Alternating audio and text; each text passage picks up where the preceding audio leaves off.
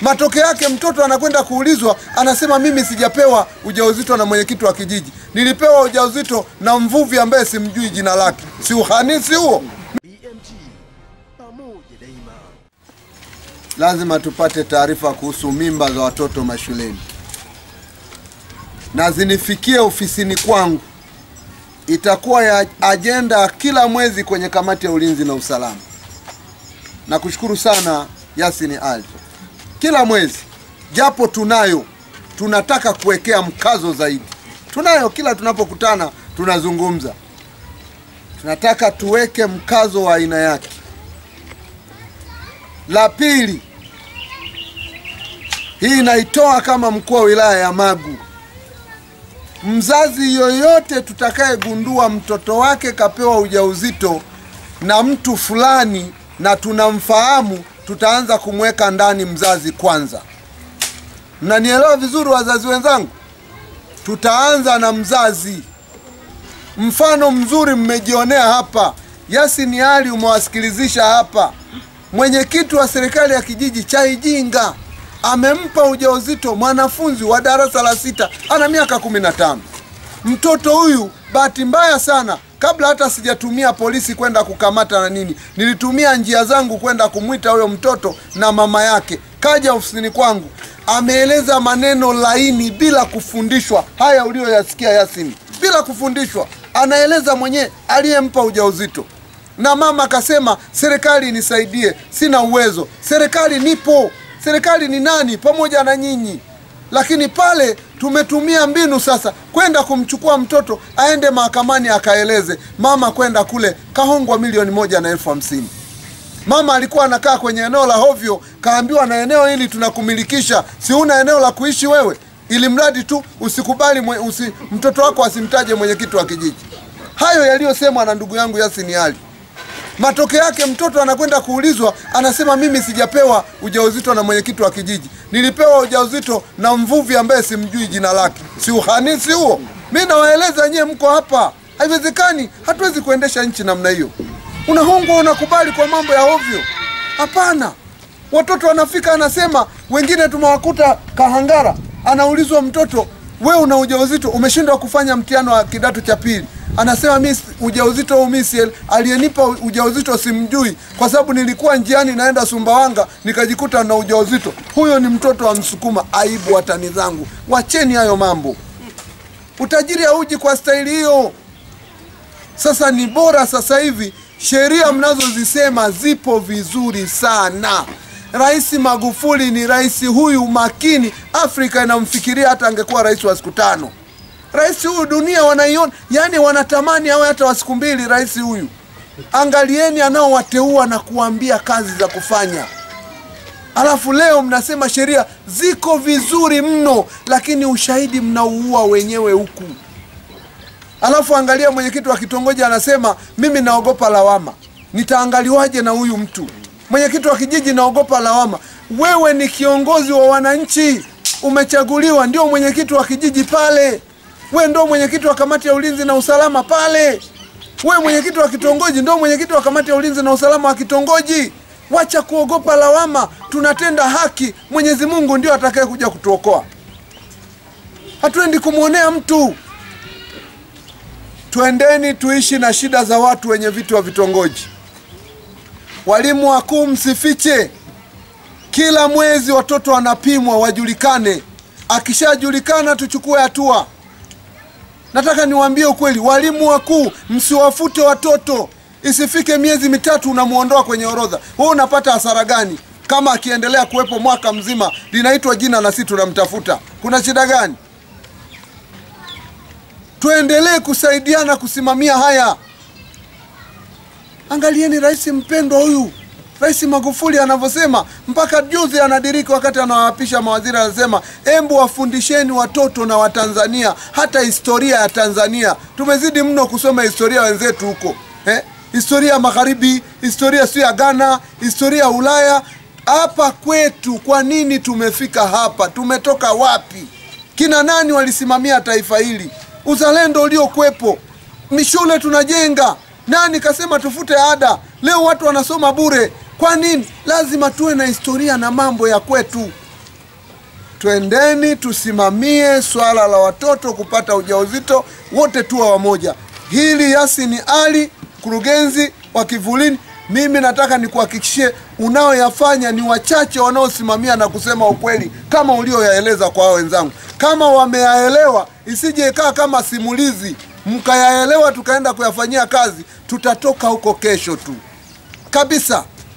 Hata kama ni jirani yako mtu mzima kafanya uhalifu huo, kumkatili mtoto shule, tuambie na uwe muwazi, usiogope. Sisi tutadili naye ili tusimame pamoja. Na mimi nataka nielekeze tu, mkuu wa kituo polisi upo, mwakilishi wa OCD upo. Kuna mahali punguzeni kusema tunafuatilia.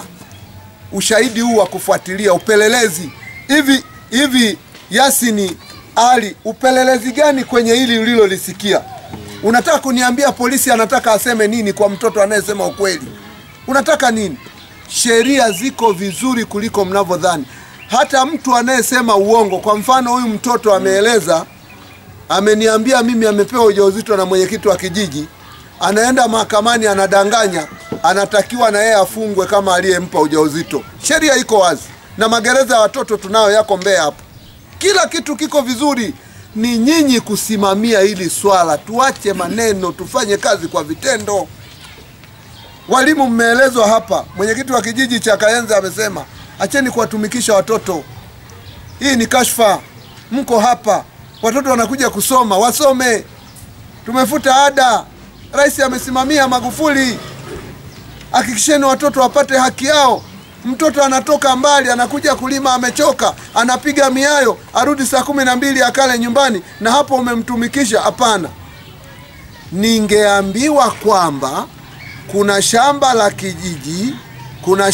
kijiji kwa maana ya shule, watoto wanalima, chakula kipatikane, wale shuleni, ningepigilia mstari kwamba fanyeni hiyo kazi. Huo ndio uungwana. Unatengeneza shamba la mwalimu, alafu mwalimu analimua shamba? Hapana. Lazima tuwe wazi, tusimamie mambo. Ninawapenda walimu wangu, najua mnafanya kazi katika mazingira magumu. Wengine mna vipindi vingi kuliko uwezo ambao mwalimu litakiwa uwe nao. Tuendelee hivyo kumsaidia rais wetu. Aliahidi kwa Watanzania, Watanzania wamempa kura nyingi mno. Sisi wawakilishi wake tupo, na nyinyi walimu wangu. Wenye vitu wa vitongoji mpo, wenye vijiji wa vijiji mpo. Embu wote tuwe wamoja, tusimamie hili. Tukikutana tarehe 31 mwezi huu ama mwezi ujao, mje mniambie hapa, mimba tumedhibiti. Wenye vitu wa vitongoji tumekutana na wazazi, wenye vitu wa vijiji tumewaelimisha watu wetu. Alafu wenye vitu wa vijiji, tafuteni nafasi ya kwenda mashuleni. Mwambieni mwalimu mkuu ambaye ndio katibu kwenye kikao cha wazazi, awaite wazazi wote, kila mzazi na mtoto wake. Muende mkazungumze na wazazi. Mzazi ana watoto wake na yeye mwenyewe yuko pale. Mwenyekiti wa kijiji waambie wazazi, wazazi wenzangu, mnaiona hiyo shule, Rais Magufuli ametafuta fedha, ameziba mianya wanaokwepa kodi. Tumejenga shule, tumeondoa ada, watoto wasome hapa bure. Embu watunzeni watoto hawa, waleeni, fuatilieni mienendo, na tunafunga hivyo. Sijui Pwani wanaita vigodoro, huku leo mnaita nini, bubu. Kuna disco bubu, zifungwe kwa watoto. Watoto wanaosoma shule ya msingi, sekondari, wasiende huko. Kama amemaliza anajitegemea ni jambo lingine, kwa sababu mengine anaanza humo. Ninaomba tushirikiane, tushikamane, twende pamoja. Hili tulifunge, twende kwenye utekelezaji. Iwe ni mfano, iwe ni historia. Maneno mazuri sana, sitaki kuyarudia, yaliyosemwa na Yasin Ali. Tukiyafuata hayo, yawezekana tukaenda vizuri. Na wanang'ang'ania sana kufikisha kigezo cha zile siku 90 wawafute wanafunzi kwa wazazi wasiowajibika.